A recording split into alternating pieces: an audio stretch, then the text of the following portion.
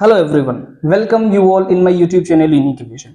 आज की वीडियो में हम शुरू करने जा रहे हैं एक नया मॉड्यूल यानी कि एक नया सब्जेक्ट चालू करने जा रहे हैं और जिसको हम बोलते हैं मॉड्यूल 8 यानी कि बेसिक एरोडायनेमिक्स। ठीक है, ये सब्जेक्ट बहुत ही ज्यादा इंपॉर्टेंट है और ये बहुत ही ज्यादा यूनिक सब्जेक्ट भी है क्योंकि ये इकलौता ऐसा सब्जेक्ट है जो किसी भी एविएशन के जानकार को यानी जो जहाज से रिलेटेड चीजें जो डिजाइनिंग करता हो, जो मेंटेनेंस करता हो, जो उसको चलाता हो यानी कि जो पायलट प्रोफेशन से हो, इन सारे ही बंदों को अगर किसी अदर इंडस्ट्री से अलग बनाता है तो वो इकलौता यही सब्जेक्ट है जिसको हम एरोडायनेमिक्स कहते हैं। ठीक है, अब शुरू करेंगे जो अपनी चर्चा यहीं से शुरू करेंगे कि इसको एरोडायनेमिक्स कहते क्यों है। ठीक है, तो एरोडायनेमिक्स कहने के पीछे बहुत बढ़िया लॉजिक है।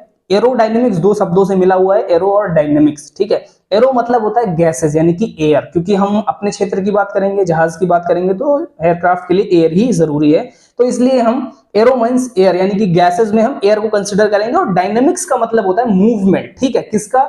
एयर का भी और उसके थ्रू किसी ऑब्जेक्ट का भी। यानी कि अगर हम दोनों को कंक्लूड करके बोलें तो एरोडायनेमिक्स एक ऐसा सब्जेक्ट है जिसके अंदर हम ये पढ़ेंगे कि जब एयर किसी ऑब्जेक्ट के ऊपर से जाए या फिर कोई ऑब्जेक्ट एयर में जाए, इन दोनों के बीच में क्या इंटरफेरेंस आती है या क्या इंटरेक्शन होती है, इससे हमें क्या चीजें देखने को मिलती हैं, इस सब्जेक्ट को हम और इस एनालिसिस को हम बोलते हैं एरोडायनेमिक्स। ठीक है, तो यानी कि एरोडायनेमिक्स से हम पूरी तरह से इस चीज पर फोकस करेंगे कि अगर कोई ऑब्जेक्ट यानी कि एयरक्राफ्ट जब एयर में जाता है तो उसके ऊपर यानी एयरक्राफ्ट के ऊपर क्या क्या चेंजेस देखने को मिलते हैं। ठीक है, और आप बहुत अच्छे तरीके से जानते हो कि एयरक्राफ्ट जो है वो हवा में ही उड़ता है, यानी कि कुछ ना कुछ ऐसी चीज एयरक्राफ्ट में है और कुछ ना कुछ ऐसी चीज हवा में है जो उसको एयरक्राफ्ट को हवा में फ्लाई करवाती है। क्योंकि अगर आप देखो तो एक सिंपल जहाज जो है वो बहुत भारी होता है एज कंपेयर टू आपके ट्रक या कार्स होते हैं। ठीक है, ट्रक और कार जमीन पर चलते हैं बट हवा में उड़ता है हवाई जहाज, यानी कि इतना भारी होने के बावजूद भी अगर वो उड़ रहा है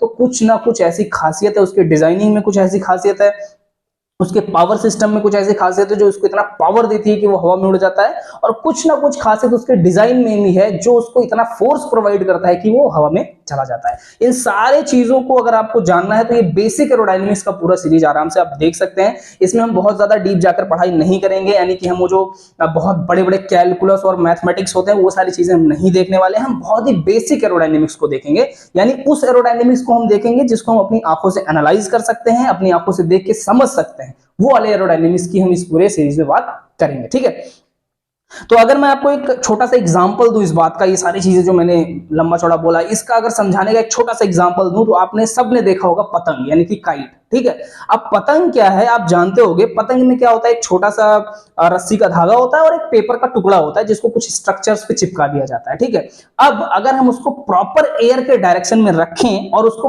प्रॉपर तरीके से गाइड करें, यानी उस रस्सी को प्रॉपरली खींचे और छोड़ें जब एयर की डायरेक्शन जैसी भी हो, तो वो काइट यानी वो जो पतंग है वो काफी ऊपर उड़ के जाता है और काफी दूर उड़ के जाता है। ठीक है, यानी कि उसकी डिजाइनिंग कैसी है, यानी आपने उसको कितना अच्छा डिजाइन किया और आपने उसको कितना अच्छा कंट्रोल किया है। अगर ये दो चीजें ध्यान में रखी जाएं और उसको प्रॉपर एयर के साथ इंटरेक्शन करवाया जाए तो वो बहुत ही अच्छे से हवा में उड़ जाता है। ठीक है, इसी कॉन्सेप्ट पे जहाज भी उड़ता है। ठीक है, वो कोई अलग कॉन्सेप्ट नहीं है। हालांकि ये सारी चीजें जो डिजाइनिंग वगैरह की है कि जो एयरक्राफ्ट का शेप है आप देखे होगे ना कि वो सिलेंड्रिकल होता है, बीच में दो विंग्स होते हैं, फिर उसके इंजन्स होते हैं। ठीक है, ये ऐसा ही क्यों बनाया जाता है, इसका कुछ तो रीजन होगा, ऐसा तो है नहीं। आप देखो ट्रक बस वो भी चलते हैं बट उनका शेप अलग है, लेकिन जहाज का शेप बिल्कुल डिफरेंट है। ऐसा क्यों है वो सारी बातें हम नेक्स्ट वीडियोस में करेंगे।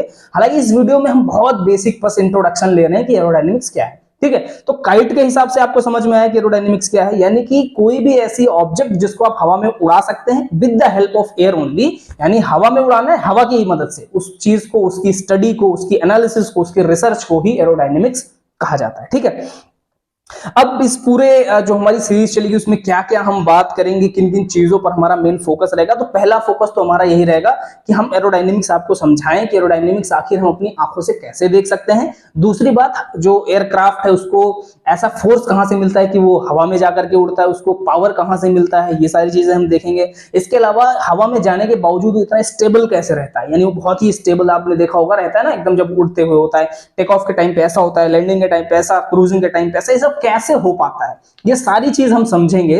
इसके अलावा आपने देखा होगा एयरक्राफ्ट मैनूवर भी करता है। मैनूवर मतलब उसका मूवमेंट होता है एयर में, यानी वो दाहिने बाएं मुड़ता है, रोलिंग करता है, ऊपर जाता है, नीचे आता है। तो ये सारी चीजें कैसे होती हैं, इसके लिए कौन से कंपोनेंट का इस्तेमाल होता है, इसका चीज का हम बात करेंगे, कैसे वो मूवमेंट उसको मिल जाता है। ठीक है, जैसे आपने गाड़ियों में क्या करते हैं, हैंडल को घुमाते हैं तो उससे टायर जो है घूम जाते हैं, तो वो मुड़ जाता है। लेकिन हवा में ऐसा क्या हो जाता है कि वो मुड़ जाता है या घूम जाता है, ये सारी चीजें जो है हम अगले आने वाले वीडियोस में बात करेंगे। ये बेसिक इंट्रोडक्शन है इस चीज का कि उसको स्टेबिलिटी कैसे मिलती है, उसको कंट्रोल कैसे मिलता है, उसको मोमेंट कैसे मिलता है, एरोडायनेमिक्स क्या होता है, उसको हम कैसे स्टडी करते हैं। ठीक है, तो ये एक बेसिक आइडिया हो गया एरोडायनेमिक्स का। अब नेक्स्ट वीडियो से हम एक प्रॉपर चैप्टर वाइज जो है स्टडी स्टार्ट करेंगे एरोडायनेमिक्स की। ठीक है, तो अगर आपको ये वीडियो अच्छी लगी हो और अगर आप एरोडायनेमिक्स बैकग्राउंड से हो या ना हो, इन दोनों ही कंडीशंस में आप लोगों को शेयर करें ताकि ज्यादा से ज्यादा लोग एरोडायनेमिक्स के बारे में जान पाए।